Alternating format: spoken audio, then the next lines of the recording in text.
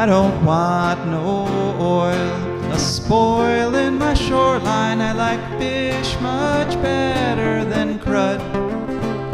I like birds and things a-creeping and crawling. Won't trade no more oil for blood. The sun done give us all we need to make this country run. But that black demon oil's got us fussing and fighting, and I do believe it's time we was done. I don't want them nukes run by them kooks who think radioactivity is fun. No more three-headed frogs or kids with leukemia. Nuclear power ain't fit for a dog. The sun done give us all we need to make this country run. But that nuclear power's got us fussing and fighting, and I do believe it's time we was done. No nukes!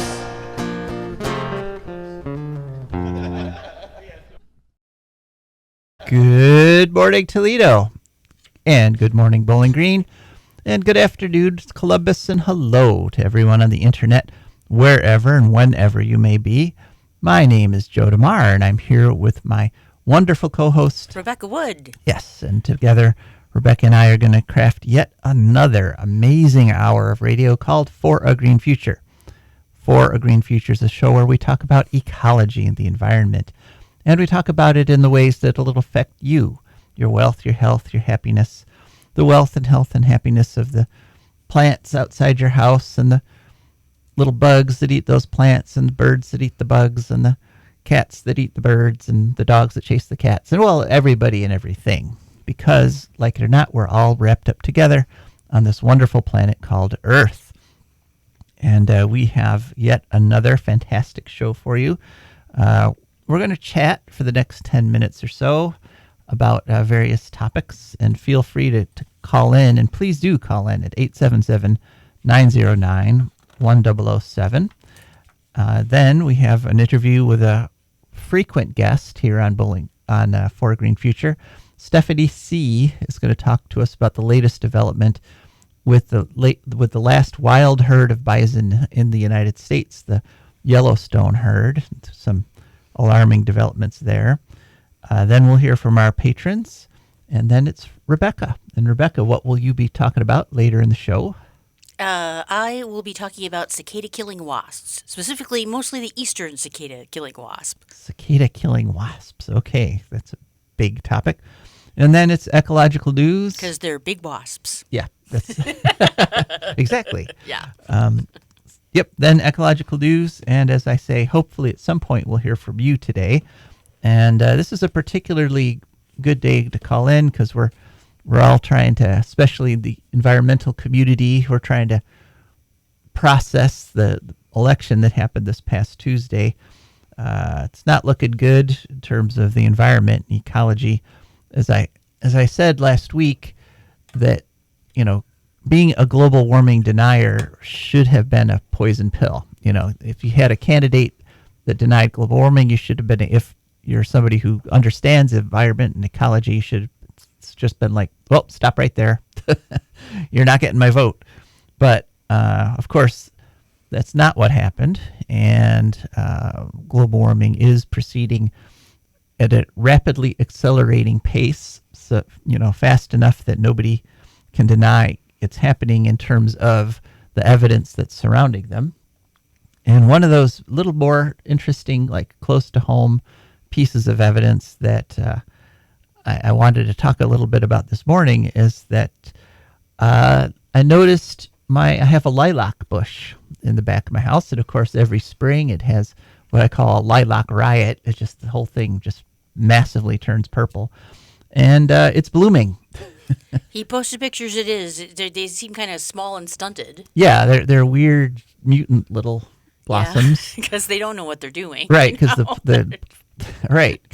lilac bush is kind of like, is this really happening? Right. Should I actually risk going all out? So they just kind of put out sort of tiny, small blooms, but they're definitely blooming. And when I posted that on Facebook, I had a lot of other people say, hey, my azaleas are blooming. People said roses, dandelions, snapdragons. Yeah, dandelions are all over the place. There's like a new crop. Right. And I even had a friend from Cleveland who said the forsythia bushes are Oh, holy guacamole. yeah, That's are not blooming good. there. Wow. Right.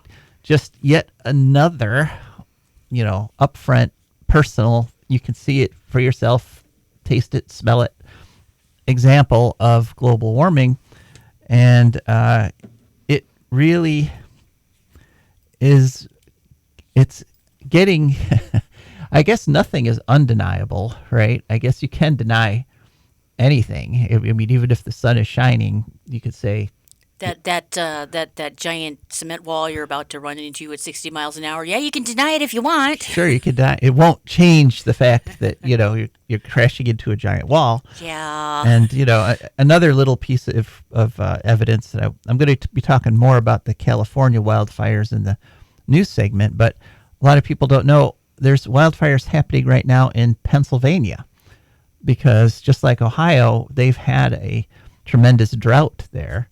And so wildfires in November in Pennsylvania are unheard of. I've been having trouble this week. Like I've been having trouble with my blood sugar, but also like I've been having incidents when I'm on walk with a dog and I can't catch my breath and I'm sweating hard. And the last time this happened, darned if there weren't wildfires in Canada going on.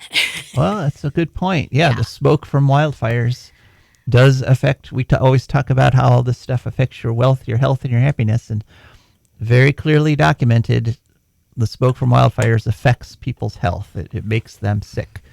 And so to continue policies, to accelerate policies that like drill, baby, drill, that are already causing us to get sick is it's ridiculous. It's insane. Should not be happening, but it is happening. And the global response to it, the Paris Agreement, the Kyoto Protocols, and the COP, the Conference of Parties, has been incredibly inadequate. There's actually one of the things I wanted to talk about today is that today is the start of the annual Conference of Parties COP. One of the reasons you're probably not hearing about it on the news, because there's been nothing in any of the news, even though this is supposedly the most important conference in the world because it's dealing with the biggest problem in the world, is that nobody expects anything to come of it. Because there's been 28 other COPs. And the response has been just accelerating global warming and more production of greenhouse gases, CO2 and methane and so forth.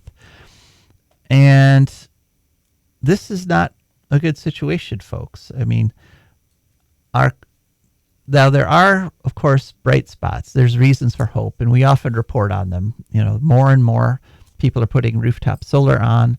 And that actually has made a tremendous difference in places like California, Texas, and Australia, where people put so much rooftop solar on, they can shut down their coal plants and nuke plants because there's zero carbon going into the air because the rooftop solar is providing all the energy, all the electricity anybody needs, more than 100% of demand. And Renew Economy, which is a magazine out of Australia, which is one of our sources of optimism in the world. They have a nice article there called 10 Reasons Why Trump Can't Derail Global Climate Action. That was published on November 8th, the day after the election, or a couple days after the election. Unfortunately, some of their points are very hopeful. It's hard to underestimate people's ability to do destructive things, because what we need to do to switch over to a carbon-free economy is we need to be constructive. We need to construct more solar panels. We need to construct more wind turbines. We need to insulate our homes. We need to switch to electric vehicles, electric transportation grids, increase the mass transit. All that stuff that we need to construct, it's much easier to block good things from happening than it is to do good things. And Which is why so many people seem to have that as a hobby. right. Well, and so many It's fun, it's politicians easy. have based their career on it because Yes. they could say, "Hey, look, I stopped all this good stuff from happening." All they had to do is convince people that the good stuff was bad stuff, and then by doing nothing, they get elected and reelected, and it's not a good situation for the planet. It's not a good situation for any of us. And once again, if you, I would really like to hear, please give a call, 877-909-1007.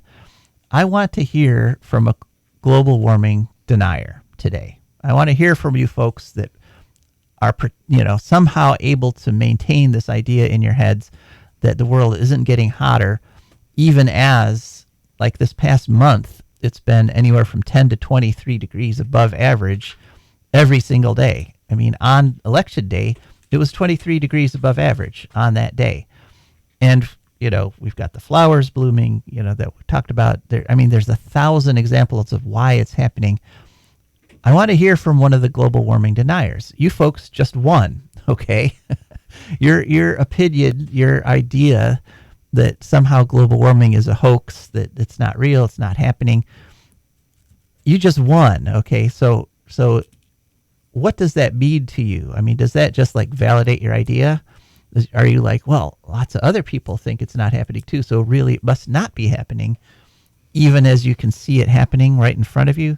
Or do you, what do you do with all this evidence? What do you do with all these ideas, the things that you can see and feel yourself?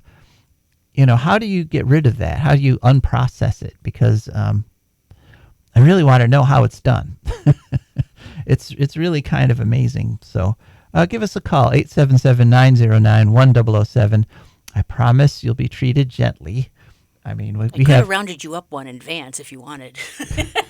how so? What do Or you maybe not. They don't like to get up early. Never mind. Yeah, no. No, we have a long history. If you're a listener to the show, we treat our guests respectfully, even the ones we disagree with. So don't worry, you won't be harassed, you won't be bullied, but tell us what you're thinking. Maybe you just want to get on today and just sort of celebrate. Maybe you just want to joyfully proclaim, hey, there's no such thing as global warming. We've proved it with our election. Maybe that's what you want to tell us. I don't know. Give us a call, 877-909-1007. So anyway, the Democrats lost the election. It's clear. And part of the reason, it appears from the numbers, is a lack of enthusiasm among their people. The people didn't turn out in as great numbers as they did for the 2020 election, and that's the pundits are saying that's one reason they lost.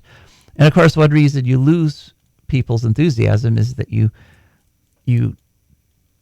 don't do the things that they love, or you hurt the things that they love. You don't help them out. And one thing that I think demonstrates sort of the Democrats' lack of authenticity when it comes to wanting to protect the environment and the natural world is what's happening with the Yellowstone bison. And the Yellowstone bison, as you know, we've been covering this story for the whole time we've had the show, are being relentlessly slaughtered. And the Park Service just came out with a new bit of information about the bison this year that we wanted to share with you. So I called our old friend Stephany Seay, and let's go to that interview now. Hello, and welcome to For a Green Future. Could you please remind us of who you are and who you're with? My name's Stephany Seay. I'm the co-founder of Roam Free Nation, a Montana-based wild bison and wild nature advocacy group. Cool. And welcome back to the show. I mean, we've been talking with you about bison for many years now, actually, since we started the show 5 years ago, mostly because we are focused on the wild herd at Yellowstone. And there's been a big development recently. The park Service made some announcements, and could you just sort of go over with us what was said and what does this mean for the Yellowstone bison? Yeah, they recently announced that they want to kill upwards of 1,400 buffalo this year, remove 1,400, which mostly it means killing, a few maybe going to into quarantine program. But that's 25% of the herd. So they Right. keep the population below 6,000, but it's going to be really ugly if we have a bad winter, a real winter. Right, because they are taking their numbers out, but there's no way to predict right now how many are also going to die naturally, right? Right. And so if you remove 25%, um, how many might you lose in a bad winter? I mean, you lose a few hundred at least. So it depends on how bad the winter is. Right. I mean, and if they, so it's kind of interesting because if the winter is that bad and they come out in the thousands like they did 2 years ago, hunters are just going to gun them down. And it's to the point where a lot of the tribes have even extended their hunt. A lot of that has been in response to capture for slaughter and capture for quarantine. They're complaining about both of those programs because they don't get to kill those buffalo. It's kind of sad.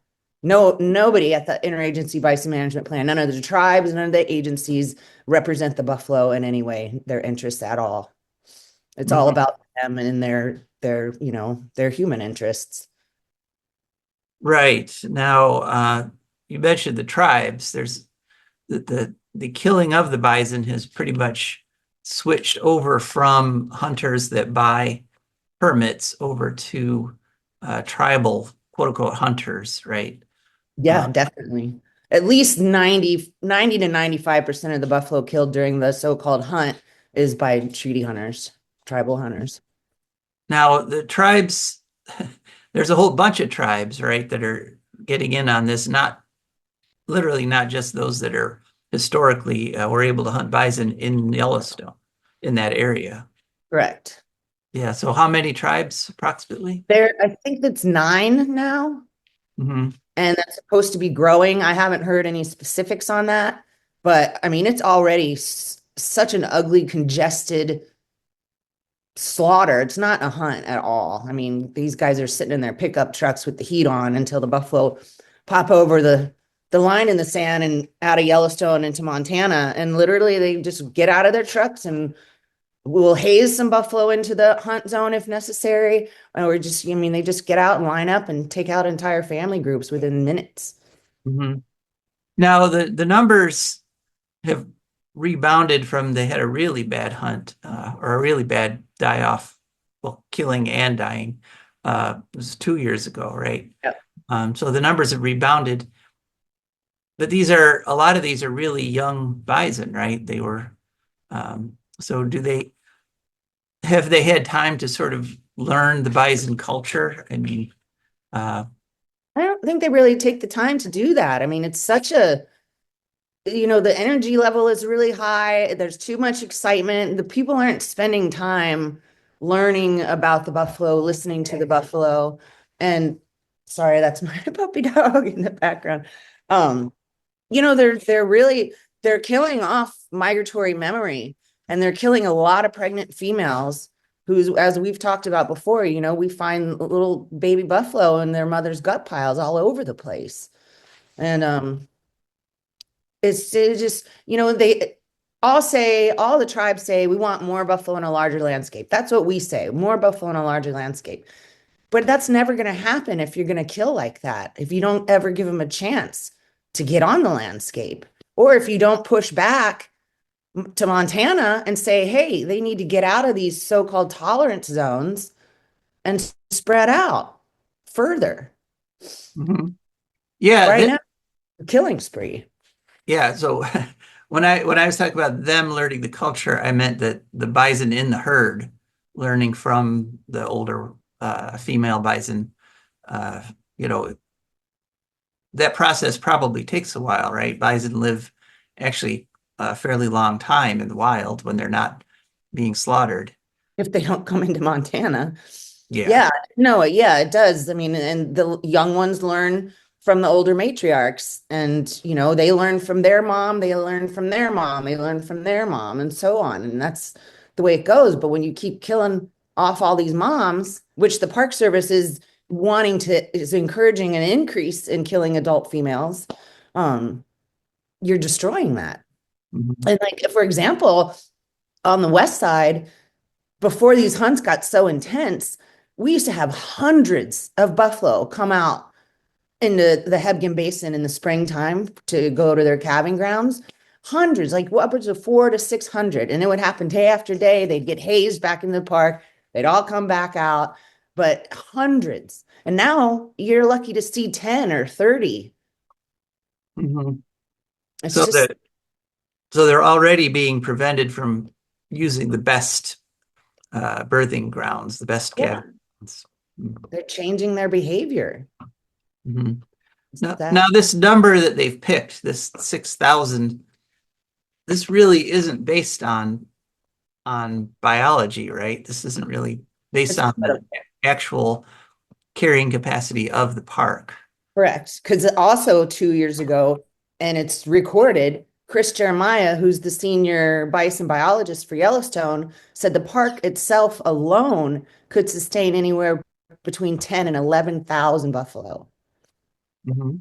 So this 6,000 number is kind of well, obviously it's a compromise, but they're bending over backwards to appease Montana livestock interests. They Right. want the population driven down to 3,000. And the governor of Montana, who just got reelected, uh, we had a hard time here in this state with the elections. He's threatening to sue the park if they don't do that. To go down to 3 instead of Yeah, 6. it hasn't happened yet, but he's threatening it. Mhm. Now, there's something else I want to ask you about that I see all the time on Facebook, these inspirational pictures of buffalo being released onto tribal lands. Um, this is part of the Yellowstone thing that they talk about a lot in their literature, that they're putting bison over into tribal lands. But really, A, that's a small percentage, isn't it, of the bison that they kill? And B, are those buffalo really free? Are they buffalo, or are they basically cattle? They'll be turned into livestock. I mean, the whole quarantine process is a livestock management paradigm, and they won't ever not live behind fences. They'll be wearing ear tags, and the tribes can do pretty much whatever they want with them. So they can sell them. There's when the quarantine project started going with Fort Peck, they sold, was he 8 or 12? I can't remember the number. They sold buffalo to the Bronx Zoo. Buffalo who originated as wild buffalo in Yellowstone. Huh. So So so when we see these pictures on Facebook of, bison being released and into fenced areas, we're basically seeing literally the domestication of the wild bison. yes, exactly. And that's what we call quarantine, is a domestication process. But the agencies and tribes are now calling it the Bison Conservation Transfer Program to Mhm. greenwash it. Just like now they're also calling capture for slaughter the tribal food transfer program. Okay. That sound. Wow. Yeah. Well, that doesn't sound too bad. I mean, No, exactly. sounds, kind of neutral, but what it actually is really, um, it's really stressful on the bison, right? Not It only is. getting slaughtered, obviously, but the process is really cruel. It is. I mean, they're captured or they're either hazed into the trap, these outer pens of the trap, or they're lured in with hay and alfalfa. And then as time goes by, they get further and further into the trap. And once they get all the way into the guts of it, they're separated from their families. They're run through the squeeze chute. A lot of times horns get broken off. Then they're put into these pens with similar age buffalo, so they don't get to see their moms ever again, or they don't get to see their kids ever again.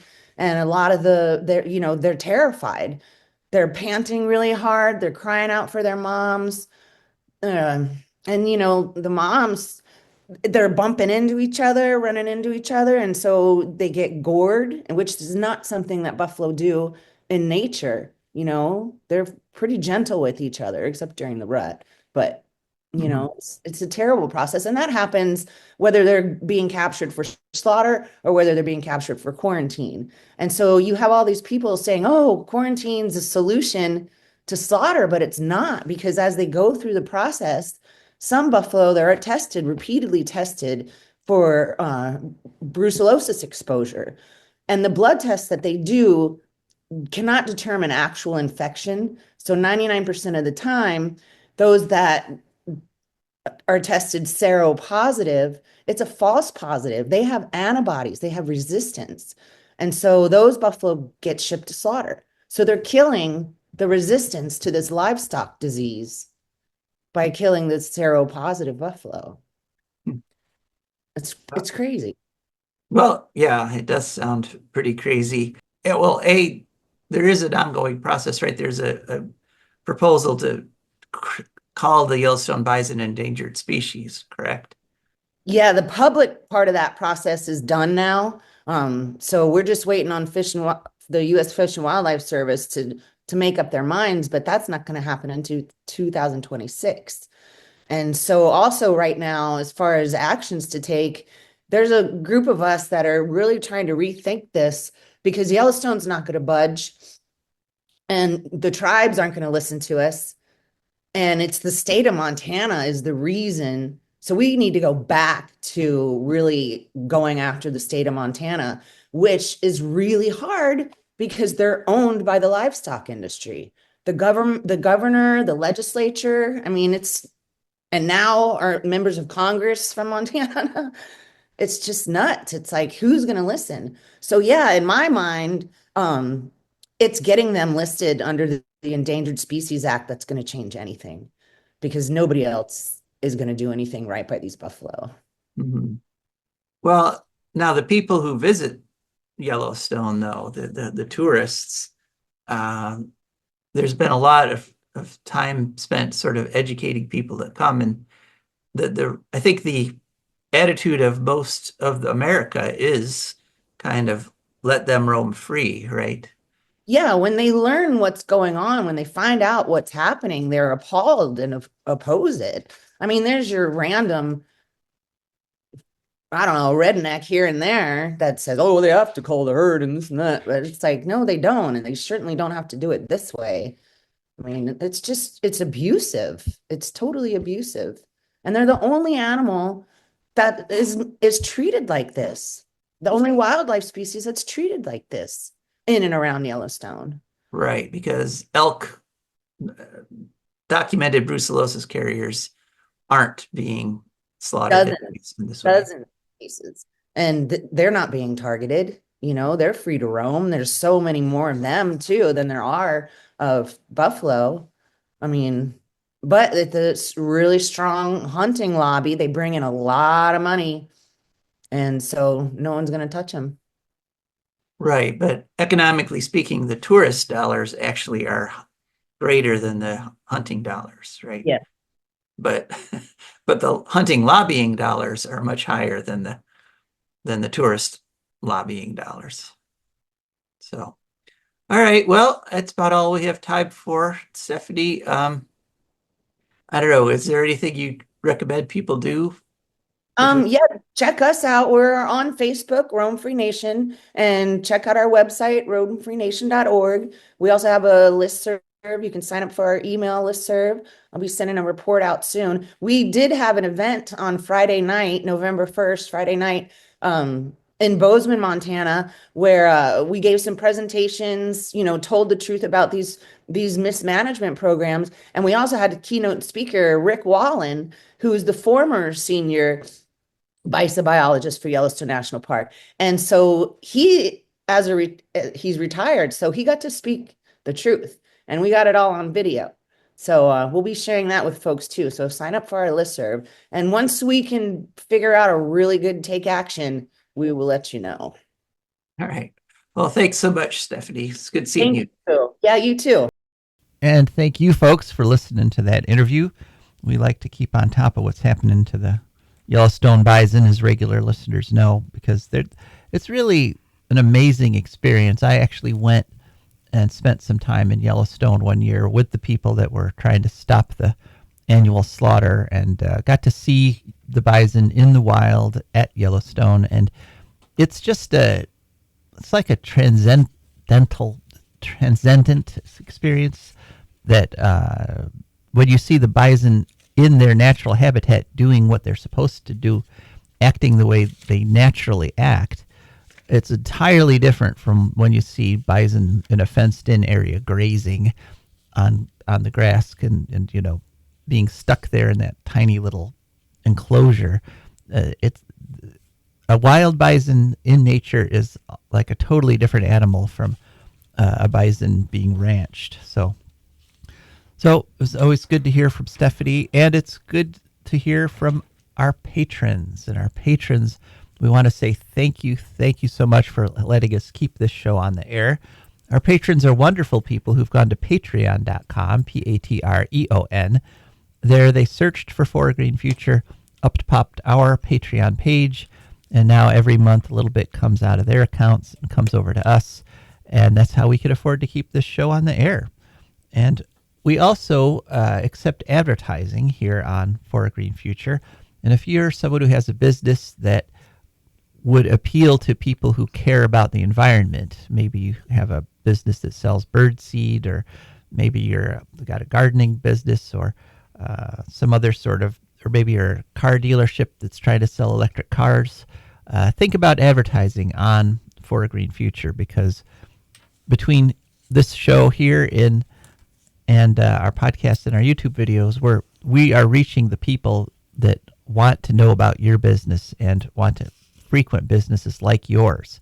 So help make it possible and advertise on For a Green Future. Just go to our website, Joe DeMare, foragreenfuture.org, and there's ways you can contact us on our website. Okay, Rebecca, now it's time to hear from you, and we're talking about big old wasps. Yes, we are. Yeah, I'm calling this, probably part 3 or 4 at this point of the Doot Looking Out My Front Porch series. I just named it. So cicada killer, I became interested in this subject because I'm still trying to figure out what happened this summer when all the mason bees went away and these wasps came instead. And I think they are probably cicada killer wasps. Uh-huh. This is my new theory. And the cicada killer wasp is a common. I know they're already in my neighborhood. Some other houses around me, the neighbors have talked about it, having those. And they are a common wasp in Ohio. They're one of the largest wasps in North America, at 1 1/8 to 1 5/8 inches. Inches? Really? More than an inch and a half. That's holy guacamole. Pretty big wasps. That's yeah. big. They have black bodies with yellow to white stripes, dark red heads and thoraxes. They're solitary. They don't form colonies, apparently. Little individual burrows are their thing. They're most active in July and August, and they hunt dog day cicadas, which are annual cicadas, which the females have big stingers that they go after the cicadas with, paralyze them, and drag them into the burrow for their larvae to eat. The males do not have stingers. Oddly enough, though, the males are much more aggressive. The females have stingers, but it's rare for them to hurt anybody unless you actually step on them. The males do not have stingers, but they have a lot of attitude. So they might dive bomb you a little. But they're doing that because they want to make sure that you're not a gigantic, macho, sexy wasp who is there to take their queen. Oh, okay. They see you as a potential rival. You'd think the fact that you're, thousands of times bigger than them might be a clue, but no, apparently not. They have to take a closer look. Um, so, yeah, really, their bark is much worse than their bite, is the basic deal with these guys. They like to nest in dry, sunny areas, in dry soil. Like your And- yard. Yeah, like my yard. They're not aggressive to humans. Okay, I said that already, but yeah, they might sting conceivably. It's been known to happen. Dog day cicadas are. I tried. I can't say this Latin name. I'm sorry. It's too big and weird, and I wrote it down too bad. But yeah, dog day cicadas are an annual cicada. So this apparently is going to be happening every summer, maybe. Who knows? The male wasps are aggressive but stingerless. Two North American species of eastern cicada killers and the Pacific cicada killers exist. And then there's a bunch of others worldwide, apparently. They are called speciosus, I think. I'm guessing about the pronunciation. They benefit deciduous trees by keeping cicadas under control, and they're also called sand hornets, apparently. Which is okay. This is one place where the theory maybe breaks down a little on account of the tree that they seem really interested in our yard is a pine tree. Well, pine trees like drier soils. Yeah, but they're not deciduous. That's true. So where are they getting the cicadas from? I don't know. Yeah. Right. So maybe they're Some other cicadas sort under of our wasp. bushes. No, I think they're evergreen too. I don't even know. So yeah, that is the one weakness in my theory. Entomologists or whoever, free to call in and present your own. They're pretty massively beneficial environmentally. The adults pollinate flowers, actually. They do not eat cicadas. They just feed them. The cicadas are wasp baby food. So they're pollinators. They control the cicadas.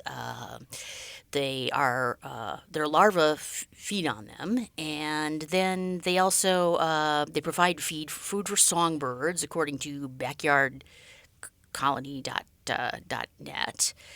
According to WarrenCountyAgricultural.com, they also aerate soil and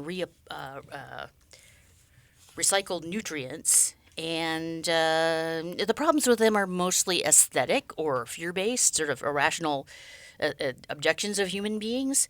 They dig unsightly dirt mounds. They may sting, but probably not. They can disrupt the root systems of plants. And but there are ways you can control them without pesticides. Actually, if you about June is when you want to start with this.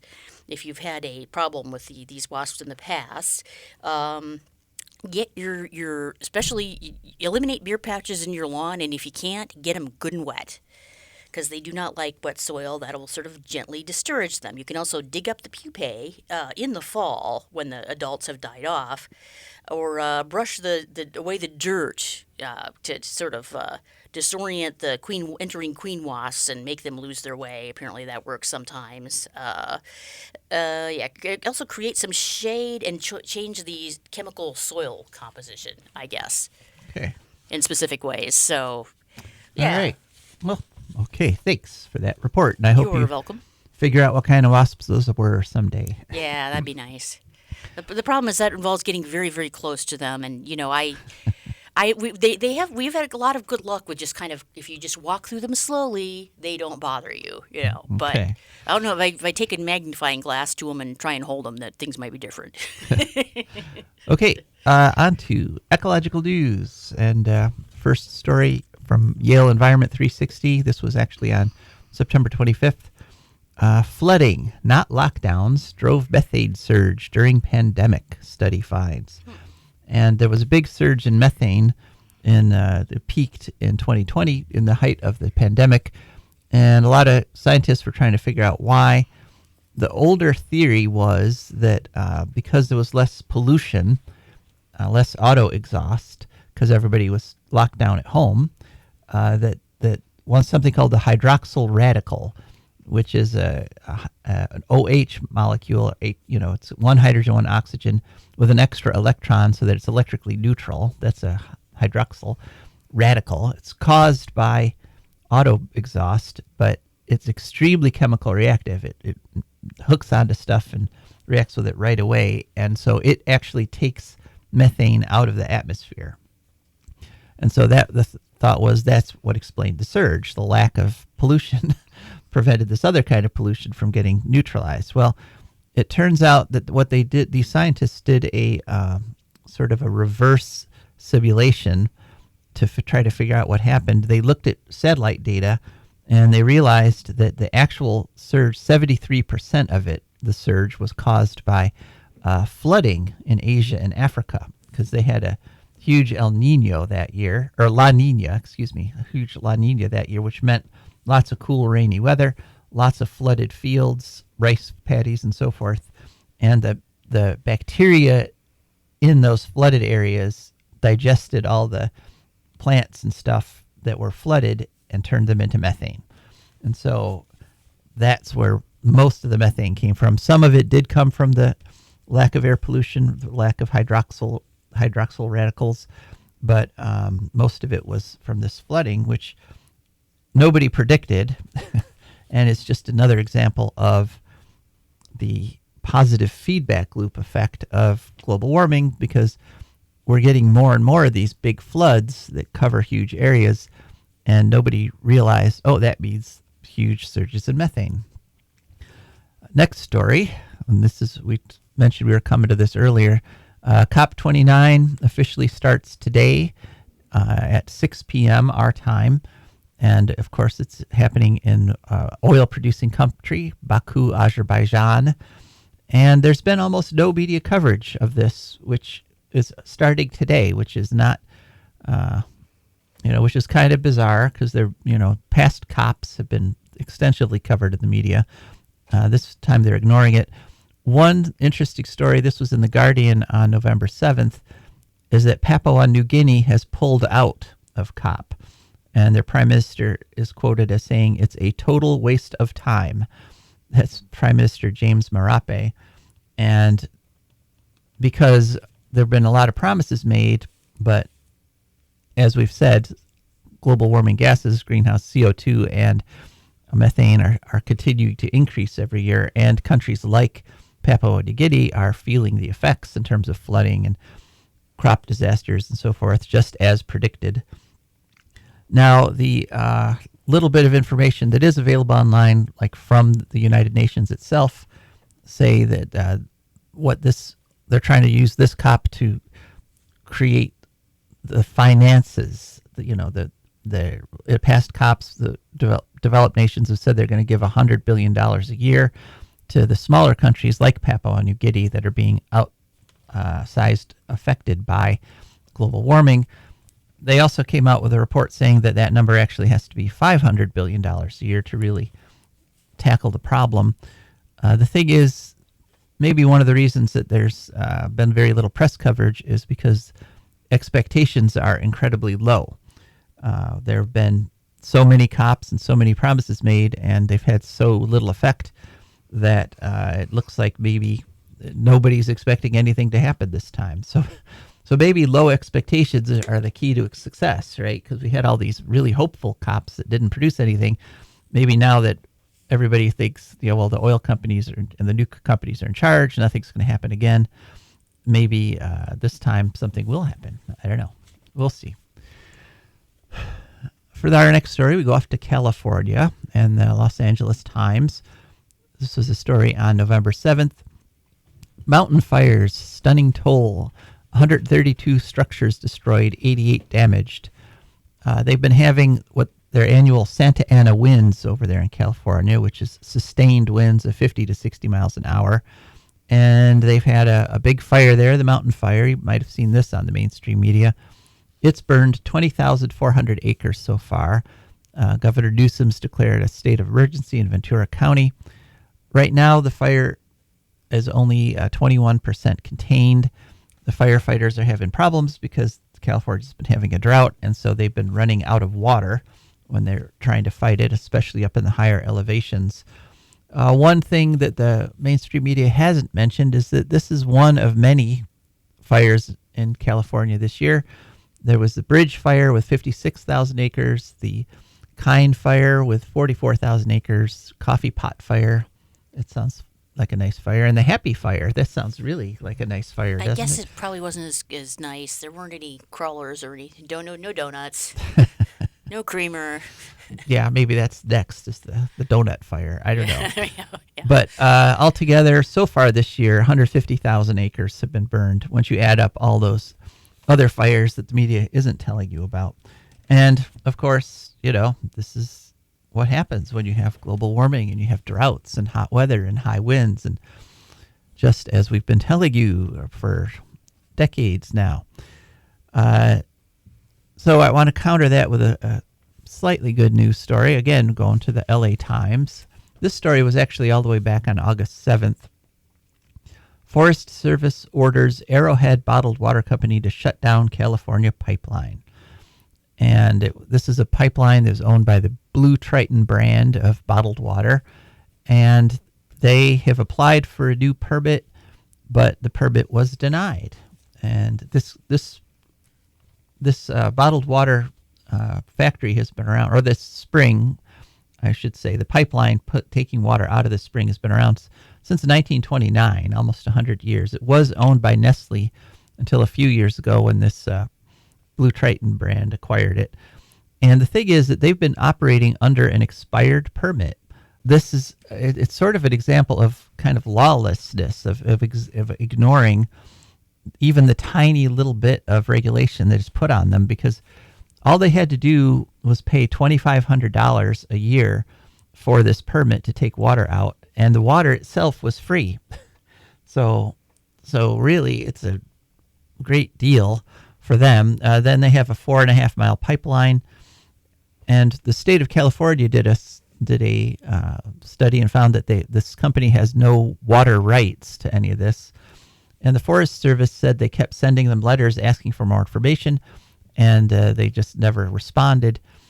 And so they've decided to withhold the permit. So this is only 104 million gallons a year, which sounds like a lot of water, but it's literally a drop in the bucket. The actual national forest lands, their forests and prairies, are the largest source of drinking fresh water in the country. So like 180 million Americans get their drinking water from national forest lands. Wow, I did not know that. No, most I didn't know it either, actually. And so that's, hundreds and hundreds and hundreds of billions of gallons of water. I think I was doing some math. It looks like it might be over 1 trillion gallons of water every year. So this 104 million is a drop in the bucket, but it's one of the first times the Forest Service has ever denied a permit. And so it could be a harbinger of things to come, or it might just be an outlier. We'll have to see. Okay, next story. And for this one, we go to Power Engineering. On November 6th, the day after the election, they posted this story, quote, "The industry now awaits post-election fate of the EPA power plant rule." And essentially what the situation is that the Biden administration passed a rule saying that by the mid-2030s, coal plants either had to have plans in place to capture all the carbon they generate, or they would have to shut down.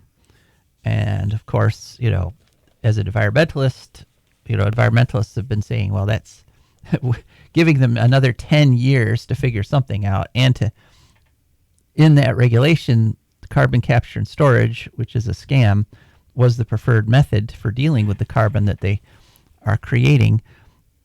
So this was not a big, this was not a huge burdensome rule, because wind and solar are so much cheaper that they're shutting the coal plants down anyway. The coal plants are being shut down economically, not through this really kind of far off, weak regulation. But still, the regulation was a thorn in the sides of energy companies, and a lot of energy companies congratulated Trump on his victory, because what they're expecting is for Trump to overturn this weak ass rule as soon as he takes office. Probably that's going to happen, and probably Trump will once again pull out of the Paris climate agreements, which is what he did during his first term. The carbon capture rule has already been challenged in court, and so likely it's dead, but likely it's also moot because coal really is not an economical way to generate electricity anymore. Okay, next story, going off to PV Magazine and Algeria. We don't go to Algeria often enough No, with we our don't. news stories. Never before, I think, actually. Story on November 7th, and the title is A Turning Point for Algerian Solar. And what happened is Algeria just created a 3 gigawatt solar tender. In other words, they put out for bids. They said to corporations, we want 3 gigawatts of solar. Make some bids on how much it would cost you, and we're going to pay you this much to do it. Who wants to come forward? And so then the government picks the corporations that actually install the solar farms. Turns out that Algeria has some of the best solar resources in the world. But even though they have the best solar, they are actually powered. 99% of their electricity comes from gas, from methane, natural gas. They built 11 megawatts of solar last year, but the problem is that almost exclusively they use the new solar for places that don't have a connection to the grid, small outlying villages and so forth. And so of that 11 megawatts they connected in 2023, only 1.5 megawatts of that was grid connected. So they want to go from 11 megawatts to 3 gigawatts by early 2025. So they want this literally to happen in the next few months. And they have a goal of 15 gigawatts of solar by 2035. The President Abdelmajid Tebboune, has created a policy. They want to switch the whole country over to renewables. Now, it's not as environmentally friendly as you might think, because the reason he wants to generate all their power that they use domestically is so that they can export all the methane and oil that they get from the ground. So they don't want to burn it themselves. They know that generating power with wind and solar is cheaper, so they want wind and solar for themselves, and then they'll export all their fossil fuels. And that he's looking at that as the best scenario economically for his country. Right now, oil and gas revenues account for 20% of Algeria's GDP. As part of this whole thing, the government is supporting the creation of parts and installation companies. They're going to put in a new float glass plant, which is the glass kind of factory that you need to make the glass for solar panels. And they also want to export, in addition to their oil and gas, blue hydrogen instead of just exporting the natural gas. All right. Final story, kind of a fun story, is that this is Science News, October 30th. Alcohol consumption among non-human animals may not be as rare as previously thought. Yep. So, They got the fermented berries. Yep, right. Other stuff. Right. And you always occasionally read, or sometimes people will tell you about like birds eating fermented berries and flying around and bumping into each other and flying into trees and stuff. At least they don't torment innocent pufferfish like dolphins do. But dolphins don't have access to alcohol, though. But you're saying dolphins are getting the toxins from the pufferfish to get high? Yeah. Okay, By so just torturing the poor pufferfish and making it upset. It's really mean and manipulative. well, if you got these big brains, they got to do something with their environment. Exactly. But this study doesn't go so far as to say that. I don't even want to talk about what they do with fish. It's really bad. Yeah. Okay. Picture almost the worst thing you can imagine. That's what they do. Okay. All right. Well, moving on to let's getting do back that. to alcohol. What these researchers did, they have not gone so far as to say that these animals are actually searching out alcohol for a good time. And in fact, the percentages of alcohol in the wild berries and stuff when they ferment just out in the open is usually low, like in the 1 to 2% range. But they have measured alcohol rates as high as 10.1% in wild fruits on the ground. And so, you could get a pretty good buzz off of, a plant with 10.1% alcohol. But what their point was is that it's ubiquitous in the environment, that almost every ecosystem now, because plants have, started creating the sugary fruits, as soon as plants started doing that, ethanol became part of the environment. And so some animals actually have adapted to take advantage of that. Fruit flies, for example, prefer to lay their eggs in stuff that's fermenting because that alcohol actually discourages the parasites that could eat the little fruit fly larvae.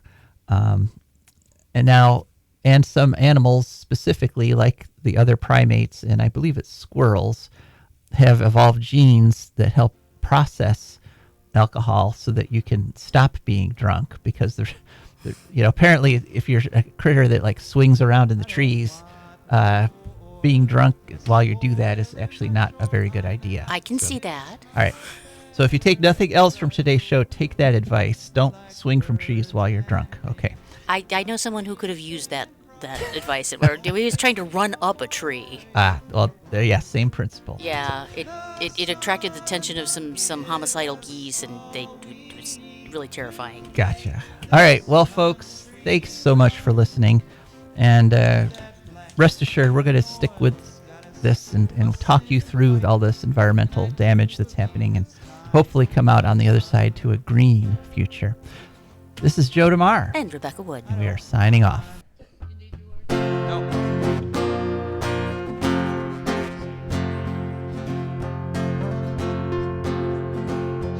I don't want no oil, a spoil in my shoreline. I like fish much better than crud. I like birds and things a-creeping and crawling. Won't trade no more oil for blood. The sun done give us all we need to make this country run. But that black demon oil's got us fussing and fighting, and I do believe it's time we was done. I don't want them nukes run by them kooks who think radioactivity is fun. No more three-headed frogs or kids with leukemia. Nuclear power ain't fit for a dog. The sun done give us all we need to make this country run. But that nuclear power's got us fussing and fighting, and I do believe it's time we was done. No nukes!